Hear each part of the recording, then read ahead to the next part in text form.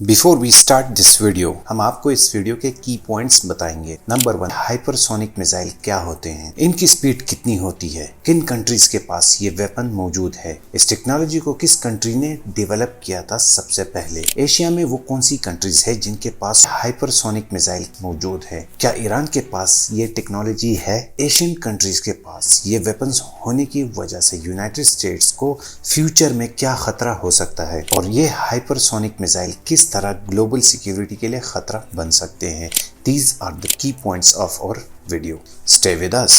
So let's go to the first point. What is hypersonic missile? Hypersonic missile वो weapons है जो hypersonic रफ्तार से ट्रेवल करने की कैपेबिलिटी रखते हैं, जो आवाज की रफ्तार से 25 टाइम्स अप्रोक्सीमेटली 8.0 किलोमीटर पर सेकंड की स्पीड से ट्रेवल करते हैं। हाइपरसोनिक स्पीड से कम रफ्तार वाले वेपन्स को सुपरसोनिक वेपन्स कहा जाता है। ये वेपन एटमॉस्फेयर में इस तरह हाई स्पीड से मॉलिक्यूल प्लाज्मा में अलग हो जाते हैं जो कंट्रोल और कम्युनिकेशन को डिफिकल्ट बना देते हैं। Direct energy weapon for example laser ज्यादा स्पीड से काम कर सकते हैं, लेकिन इस टाइप के वेपन्स एक डिफरेंट क्लास के वेपनरी होती है। इस वेपन को दुनिया में सबसे पहले एक जर्मन साइंटिस्ट ने 1930 में डेवलप किया था जिसका नाम सल्बर वोगल था, लेकिन आज के जमाने में इस वेपन की नई रेस जारी है जिसमें चाइना, रशिया और यूनाइटेड स्टेट्स एग्रेसिवली परसीव कर रहा है हाइपरसोनिक मिसाइल की डेवलपमेंट में। अब आते हैं इस वीडियो के दूसरे पॉइंट पे।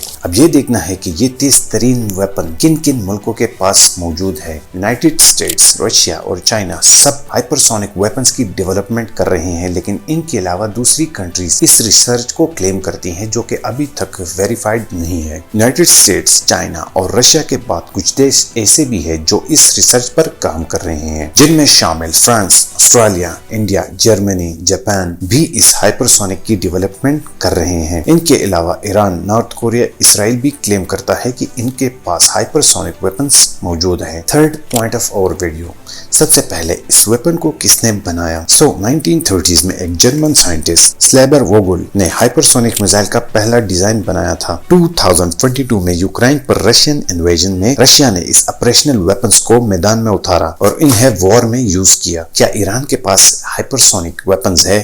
So the answer is yes and no. क्योंकि 29 मई को ईरान ने अनाउंस किया है कि इन्होंने एक न्यू हाइपरसोनिक मिसाइल का एक्सपेरिमेंट मुकम्मल कर लिया है जो कैपेबल है सब डिफेंसिव सिस्टम को टारगेट करने के लिए, और इस मिसाइल को जल्द ही रिवील्ड किया जाएगा। जैसा कि हम जानते हैं यूएस और ईरान की दुश्मनी के बारे में, और यूएस की ईरान के साथ नाराजगी इसराइल की वजह से है क्योंकि ईरान आए दिन इसराइल को थ्रेट करता है, और रिसेंटली इसराइल ने क्लेम किया है कि इनके पास ऐसे मिसाइल्स है जो ईरान के एटॉमिक हथियार जो कि पहाड़ों के अंदर गहरी सुरंगों में सेफ है, इनको निशाना बना सकते हैं। अगर अमेरिका और इसराइल मिलकर ईरान के न्यूक्लियर कैपेबिलिटी को अटैक करते हैं तो जवाब में ईरान इनका बदला लेने के लिए अपने हाइपरसोनिक मिसाइल्स इस्तेमाल कर सकता है। So this can be a major threat to United States and Israel. Next, hypersonic missile global security के लिए कैसे खतरा बन सकते हैं? जैसा कि अमेरिका ने सेकंड वर्ल्ड वॉर में जापान में अपने न्यूक्लियर वेपन का इस्तेमाल किया था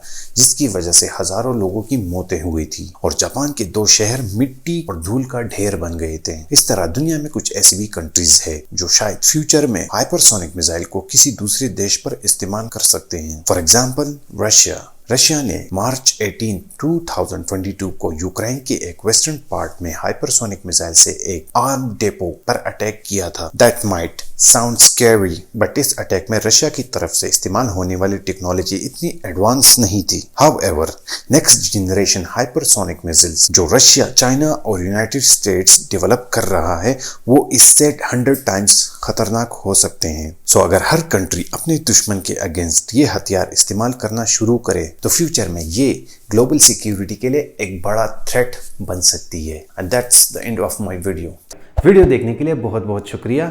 इसी तरह की और एक्साइटिंग वीडियोस देखने के लिए हमारे चैनल को लाजमी सब्सक्राइब करें